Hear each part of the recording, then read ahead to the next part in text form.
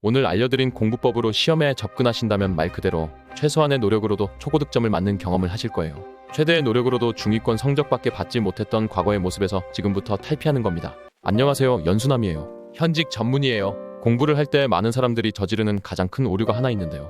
바로 공부할 내용을 송두리째 머릿속에 가져가려는 접근 방식을 취하는 겁니다. 특히 체력과 공부 의지가 충만한 사람들에게 더 잘 나타나는 현상인데요. 하지만 이러한 접근 방식은 금세 체력과 공부 의지를 박살낼 뿐만 아니라 시간 소비는 할 대로 해서 시험을 망치게 하는 주범인데요. 설사 이렇게까지는 결심하지 않았다 하더라도 중요한 것을 선별하겠다는 마음가짐이 없다면 이런 어리석은 태세에 돌입한 거나 마찬가지입니다. 이번 시험도 역시 망쳐버리겠다고 다짐한 거나 다름없죠. 진짜 공부법에서 말씀드렸듯 우리가 공부를 할 때는 항상 적게 중요한 것 위주로 공부하겠다는 마음가짐으로 접근해야 합니다. 그렇게 하기 위해 주로 암기해야 할 건 단지 요점뿐인 건데요. 가령 A라는 용어를 봤을 때 그것이 무엇을 의미하는지 알고 있다면 기본 단계는 성공한 거라 볼 수 있어요. 하나의 정보에 대해 수백 수천 개의 글자를 달달 외울 필요 없이 요점만 암기해서 자신의 언어로 말할 수 있다면 기본으로는 충분합니다. 이 단계는 적어도 남들만큼은 시험을 볼 수 있는 상태인 거고, 이를 바탕으로 지식을 확장해 나가면 남들 이상으로 시험을 볼 수 있는 상태가 되는 겁니다. 그런 의미에서 오늘은 제한된 시간 내에서 중점적으로 암기할 내용을 선별하는 법을 알아볼 텐데요. 암기할 내용을 선별하는 데 있어 가장 중요한 것은 종착지를 확인하는 겁니다. 여기서 종착지란 공부를 마쳤을 때 시험을 볼 때 최종적으로 어떤 지식이 필요로 할지를 인지하는 건데요. 시험을 대비한 공부라면 단연 기출문제가 종착지의 기본 근거가 됩니다. 일단 종착지는 한 번만 매달려서는 효용 가치가 없습니다. 사전 지식이 전혀 없는 상태에서는 최소 3번에서 5번 가량은 반복 학습해야 진정한 종착지에 이를 수 있는 거죠. 기출문제를 보는 게 중요한 건 알겠는데 정확히 어떤 디테일로 봐야 하는 걸까요? 종착지를 확인하는 단계에서 중요한 건 출제 유형과 빈도에 주목하는 건데요. 출제 유형을 보면서 정보가 어떤 경향과 형식으로 출제되고 있는가를 확인하는 겁니다. 예를 들면 같은 단원 내에서 A의 개념과 B의 개념이 병렬 형태로 구조를 이루고 있다고 해봅시다. 여기서 A 개념은 대부분의 전체 개념을 서술하라는 식으로 출제 경향을 보이고 있고, B 개념은 세부 예시를 바탕으로 B를 추론하는 형태로 기출이 대부분 출제되었다고 해볼게요. 이때 공부 방식은 이런 문제 출제 방식 위주 같은 논리를 따라가며 외워주는 겁니다. 당연히 같은 유형으로 출제되면 쉽게 맞출 수 있는 거고요.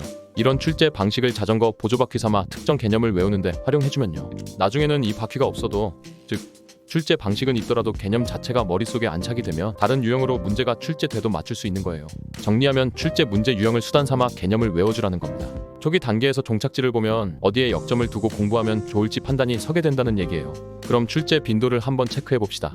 매년 기출에서 다루는 개념이 있는 반면 단 한 번만 출제된 개념도 있고요. 최근 몇 년 새 연속 출제된 개념이 있는가 하면 수년 전까지 출제되었다가 최근에는 종적을 감춘 개념도 있습니다.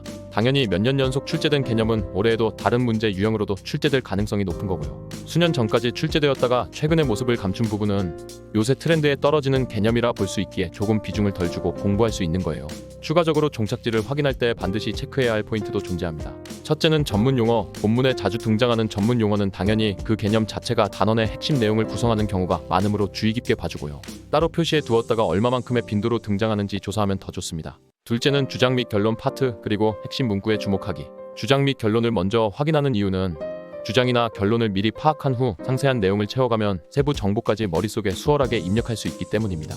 처음부터 주장 또는 결론 문구가 머릿속에 입력돼 있다면 첫 줄로 돌아가 문장을 본격적으로 읽을 때 내용이 어떻게 전개될지 예측하면서 읽을 수가 있는 거고요. 다음으로 핵심 문구에 대해서도 주의를 기울이고 그 문구에 이어지는 부분을 암기해주는 건데요. 핵심 문구는 각 페이지에서 핵심이 되는 내용을 눈에 띄게 드러낸 표현을 말합니다. 가령 중요한 것은, 다시 말해, 즉 결론을 말하자면 등의 표현이 핵심 문구가 되는 거고요. 이들 핵심 문구 뒤에는 중요 내용이 이어진다는 것쯤은 쉽게 상상이 가실 겁니다. 그곳이 바로 암기해야 할 부분인 거고요. 핵심 문구와 더불어 강한 표현도 처음부터 확인해 두면 좋은데요. 책에서 절대로 뭐뭐 해야 한다와 같은 표현이 나왔다면 이와 관련된 내용 또한 중요한 것일 가능성이 큽니다. 뿐만 아니라 평소에도 종착지를 수시로 확인하는 것도 잊지 말아야 할 포인트입니다. 처음뿐만 아니라 공부 중간중간에도 공부에서의 종착지를 늘 의식해야 된다는 소린데요. 교재의 해당 페이지를 기계적으로 읽어 나가기 전에 이미 여러 차례 읽어둔 기출문제의 해당 파트를 대강 훑어보는 겁니다. 이 단원에서 무슨 내용이 어떤 식으로 출제됐는지 대강 확인한 후 오늘의 공부를 시작하는 거죠. 여기서 중요한 포인트는 확인은 말 그대로 대강 해주는 거예요. 어디까지나 공부의 메인은 기출문제가 아니라 교재이기 때문입니다.